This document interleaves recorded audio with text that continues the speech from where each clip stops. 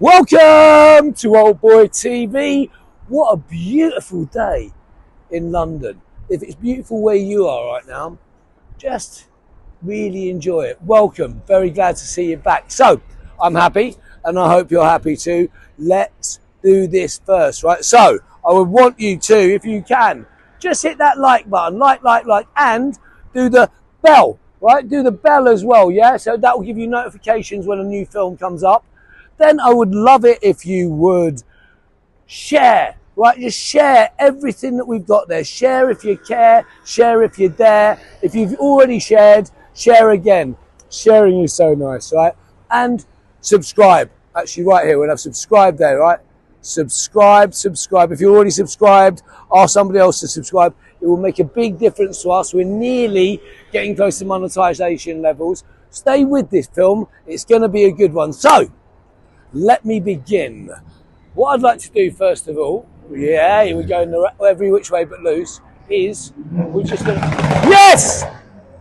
On a Sunday you get lots of people with cars that go bang, bang, bang, bang, bang, bang. I don't really know why, but they like it and they're very loud. So, this part of London impacted the very spot that I am on right now. It's a very famous spot because it was where there was a tree. Well, we all love a tree, but this tree might not have been. It wasn't this one here, by the way. A tree, we all love a tree, but this tree was a different tree, and it was a tree for hanging. This was Tyburn. This was the gallows at Tyburn, where people were brought down from Newgrange, from the prison, down that road there, right? And here's a nice little bit of info for you. Two sayings that we say when we're drinking at pubs, right? If you're not drinking, you'll say, I'm on the wagon. And if you are drinking, you might say to your mate before he goes, let's have one for the road. Now, what are those terms about? So, if you were coming down from the jail, right, you had two options. You could walk down here and enjoy your last pint as a living man, right? So you could have a pint down there. But if you walked, people would egg you, spit at you, go, "Oi, you murdering rat," or whatever. And you'd have to deal with that humiliation and shame. If you didn't want that, you could go on the wagon, right? So one for the road, or I'm on the wagon, no drinking at all. Nice little bit of interest for you. So this, look, right there is the site of the Tyburn tree, right? And what's lovely is they've got here, there's a couple of chairs really randomly on a traffic island, right? Where you can sit and enjoy a view of the spot where the Tyburn hanging tree was. And maybe you could imagine people hanging. So you could sit here and go, oh, well, nice bit of hanging going on there, isn't there? See, in that... See, now that's a motorbike, but I don't know, they don't all sound like that. If anyone can tell me why people like their vehicles going bam, bam, bam, bam, bam, make a comment. I didn't say comment, okay? So, sitting here, enjoying the tree, and imagining somebody hanging is something that obviously some people might like doing on a Sunday afternoon. Imagination. While we're on imagination, these chairs, because they're immovable, right? So I'll show you, immovable. Little trick, yeah? Little trick of imagination here. I'm going to get on this chair. And what I would like you to do is I'd like you to go on an imaginary journey of the mind with me here, right? So you might have to sit yourself down. And by the way, hang on this video because there's a lot going on at the end, right? Sit yourself down now, or wherever you are. Imagine, with all of your imagination powers, that I'm on this chair and I'm going to lift off and I'm just going to hover over there, around this little tree here, and come back. You ready? I'll count you in. I'll try my best. You've only got to imagine, don't forget. 3, 2, 1. I'm back. How was it? Was it good? I didn't see it, obviously, because I wasn't imagining it. I was actually in it and doing it. Right, okay. What I'm going to do now is I'm going to go over here and show you something else. Oh, you're there. Sorry. You're there you are. So, now, check this out. Just across the road from the tree, we've got this. Look at this and look at the scale of it. It's ridiculous, right? This is Marble Arch, apparently built in sometime in the early 1800s, 1837 I reckon, could be wrong on that, but it'll be coming up. the date itself will be coming up, and apparently built by the man that was so busy he must have been designing things in his sleep. He must have had a pencil in his bottom designing other things at the same time. The very late and the great, apparently, if he ever existed, John Nash. Now look at the scale. Right, now this was apparently commissioned by King someone of King someone, it will tell you here, right? And King someone, King Edward or something like that, right? He commissioned this to celebrate winning battles. That's a very odd thing to do, I would suggest. What should we do? Because we've won something. We'll build an arch. Watch what I say. We'll build an arch. Ludicrous. We'll build an arch with beautiful gates showing what a Roman-esque soldier stabbing a dragon in the mouth with a thing, right? I mean, what we've got on over here? It's the echo of the other side. It's either his mate, or it's meant to be 3D somehow. I reckon maybe you shut them together and they become one. But look at the work on this. Literally look at the flowers. This is all solid iron, and I can't even imagine the skill involved in making this. And if it's makeable, I'd love to see a factory making it, in fact, or an artisan making it. Now, you've got to take on board that these arches are all over the world, right? In weird places, often roundabouts, often surrounded by traffic. This one apparently is meant to be some entrance to the palace that then had to be moved because of some reason. I'll try and find out for you, right? And apparently it was moved, but in fact the second one was built just at the bottom end of Park Lane itself. But just coming back out and actually seeing it, come on, let's have another little look from here. Let's not get run over, Timmy boy. Not get run over. I mean, look at the work, right? We've got the laurel leaves. We've got the laurels being held up by the angels, I'm assuming, with the lion in the middle. We've got on these side bits, we've got again angels with, I don't know, some sort of Apollo, Zeusy-like face, and there's also the cherubs, the cherubim, little angel-y type people up there as well. Now, there's the Arc de Triomphe in Paris. There's the gateway of India in what used to be Bombay and is now Mumbai. I've seen arches all over the world. Now, the interesting thing is, it's the spelling as well. It's arc, right? It's not just arch, it's arc. These are arcs, and of course we have power arcs. So part of me imagines that maybe these are some kind of energy portals that literally pull energy or ether around the world. I don't know, there's a brilliant channel called Michelle Gibson, right? Michelle Gibson, and by the way, Michelle, if you ever see this, I bow to you. Your work is exemplary, your research is incredible, and I wouldn't even dare to go near the level of knowledge that you have on these things. But have a look at her, because there's a lot of talk of power and arches. So you kind of go, why and how? Built in the early, if I've got a feeling it's 1837. If I'm wrong, correct me in the comments, and we'll put the right answer up somewhere. We'll put the answer at the end, right? We'll put the answer at the end of the film. But what the amount of labour it would take. I mean, how do you even get these things that high? I mean, is that I don't know. It looks like it's marble, and it can't be one piece. I mean, is that moulded? Is it what? How is this built? I mean, and how is it built by people that have hand tools, pickaxes, and shovels? Right, that's what they've got according to the narrative we've been sold. But they build things like this, and why don't we build arches or arcs anymore? There's another one at the end of Park Lane. I'm going to have a look at it. I mean, as if they couldn't get enough arches. Here at the entrance or exit to Hyde Park, we've got 3 in a row. These are called the Apsley Gates, right?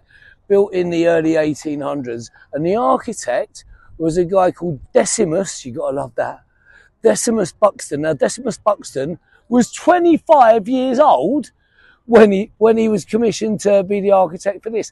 That doesn't make sense. And when you start to look all around the world at amazing buildings and structures, the amount of things that were built or designed by somebody exceptionally young that won it in a competition doesn't make sense at all. You're going to build something like this and spend the king's shilling or whatever you do on it. You want someone that knows what they're doing, right? Anyway, 3 separate arches leading to a bigger arch, right, which is the Constitution Arch, we're going to have a look at next, which is something that when I was a kid bugged me, and it still bugs me today. So we're going to go and have a look at that. But here, you've got the 3 arches, right, that come out of Hyde Park, and they run down towards the back end of Buckingham Palace if you wanted to play that game. And there's also a little lodge house that's been built there, and I don't really know what that's for.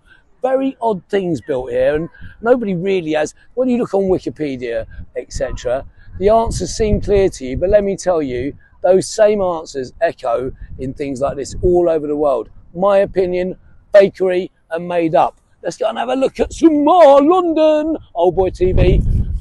Like, share, subscribe. You know it. So those friezes are actually meant to be representations from the Elgin marbles as well.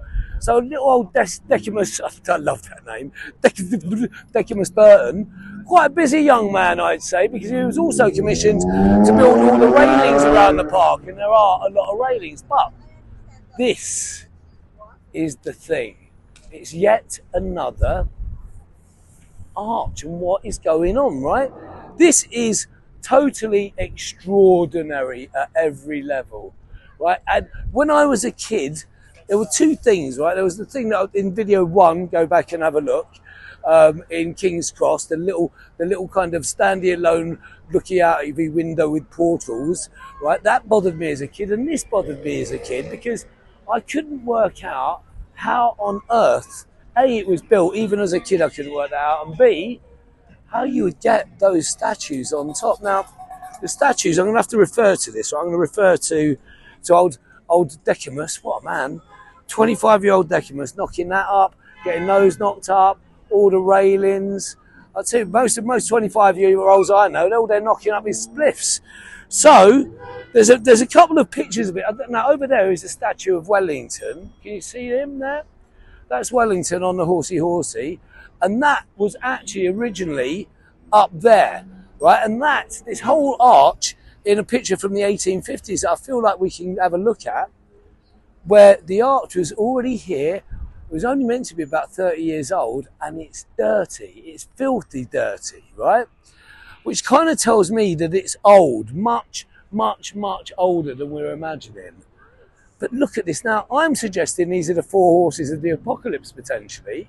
And up there, it's meant to be, let's have a look who it's meant to be. I'm going, it's either Diana or Sophia, right? Which are literally all over the whole of the world, everywhere. And look at the size of it. And why build these arcs? Remember, we've got the Ark of the Covenant as well. Just playing with words, I don't know. But this, I mean, the scale of building something like this, now that is an interesting idea, right? Because when one goes through a gate or an arch or whatever, even though on this occasion you go from here through to the other side, it is a passageway. It's a passageway through something. When Princess Diana actually died, I was working in Moscow on the day. Quite a lot of us were filming Jean-Michel Jarre, but I had been phoned up to see if I could do a camera that was going to be rigged up there because the coffin came through this. Just look from here. I mean, come on. This is in the mid 1800s. Somehow that gets put up there. I mean, come on, man. Something's wrong. The narrative we're given makes no sense to the reality. There's a little door here, look. It's probably a gift shop. There's just got a few, whoa! Now, look at the royal crests here. Look at the royal crests. We've got the lion and the unicorn. I mean, it's just stunning. And these flowers are repellent, and these shapes are repellent all over the realm on lots of ironwork. And it's not, in my opinion, just decorative. There's something else going on. But look at the height as well. Look at me. Look, here's little old me. I'm just under 6 foot. I mean, what are these? What? 6, 12, 18, 24, 30 foot or something like that easily. We've got a special little, what's this? We got, oh right, yeah, it's the Wellington Arch. Oh, look when it's lit up. Look at it, it'd be lovely. Maybe we're just hanging out until it's a bit darker when they light it up. They don't light it up like that all the time, I can tell you. Just in case you decide to nick the arch, there is CCTV in operation. You will be very relieved to know. We've got a gift shop. Always. I'm not even going to bother going in and buy some tourist crap. Now also, let's look at this. These are obviously electrified, but all over London particularly, but all over every major city in the world, we get these lights that we're told at one point were gas, and like that blokes went round with great big long wicks and lit them up at night and went and blew them out in the morning. I just doubt that at every level. Pre-electricity, these still worked, and I'm suggesting it was some sort of ether power. But let's back off it from it again. Keep going. Look at the details. Let's look at the columns, right? What? Look at the detail on the top. In fact, Tim's right underneath here, right? Look in there. Look at these shapes. Look at these shapes with the flower, the squares with the flower, right? And they've got them here as well. I've got absolutely no idea what they mean, but let me tell you, they're everywhere, and they tend to be on buildings pointing down. And anyone that has any idea what they might represent or maybe do, stick something in the comments, right? This is going to be the end of this little piece of Old Boy TV. I really hope you've enjoyed it. And for those of you that voted B in the video about not being able to get to the moon and back because it's not possible, not enough air, those that voted B, this hat is especially for you. Those that voted C, you're going to get it in the next film. I've been happy. I hope you're happy too. Keep watching Old Boy TV.